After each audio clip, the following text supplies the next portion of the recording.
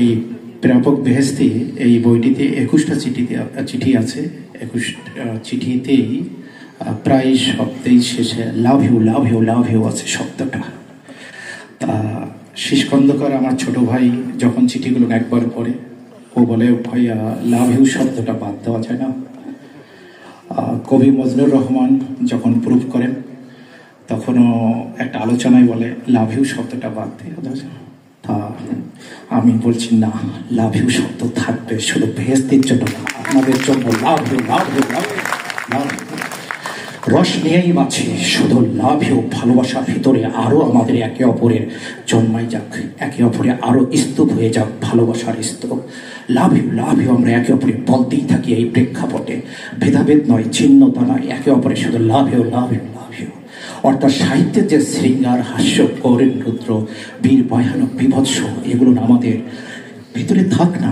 কেন জানি খটমটে হয়ে গেছি, কেন জানি শুকনো হয়ে গেছি, কেন জানি পাশাপাশি বসেও শান্তি লাগে না, কেন জানি অনুষ্ঠানে করতে গিয়েও অনেক কিছু মাথায় কেমন কাকে নাকি, কি করি না করি, কিরকম একটা। কিন্তু ভিতরে সবাই ভাই বোন, love you love you love you, এটা থাক না। এই তো জীবন। কিন্তু বিষয়টি, আমি তখন ছোট, আমি গ্রামের ছেলে, 79 মিঠাপুকুরে, একেবারে গ্রামের। ছোটতে বাবার বৃদ্ধা আঙ্গুলে ধরে আমি প্রাইমারিতে পড়েছি। আমার বড় ভাই, আমরা 7 ভাই, বড় ভাই আমার খাগড়াছড়ি থাকতেন। তখন আমাদের বাসায় মোবাইল ছিল না। তা ওই বড় ভাইয়ের নাম আছে রাসেল, ও থাকে চট্টগ্রাম খাগড়াছড়ি। আমার বাবা বাজারে যান, মা আসার সাথেই বলে, রাসেলের চিঠি আসেনি, রাসেলের চিঠি আসেনি। বাবা অপেক্ষায়, বলে না। আবার বাবা বিকেলে যায় পোস্ট অফিসে গিয়ে ওই চিঠির জন্য বারবার বলে 2 দিন 3 দিন 4 দিন।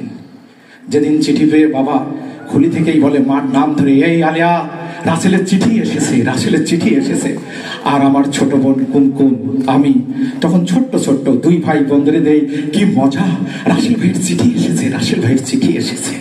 এই অপেক্ষা। মোবাইল ছিল না তখন। বাবা এখন সেই যে ঘরের সিঁড়ি, মাটির সিঁড়ি, ওখানে বসে বাবা চিঠি যখন খুলে, মা উকি দিয়ে থাকে, ছোট বোন কুমকুম উকি দিয়ে থাকে, আমি পাশে থাকি। কি রাসেল ভাই কি লিখছে। অনেক কথা লেখার পর আদিল আর কুমকুম যেন বই পড়ে, তারা যেন দুষ্টামি না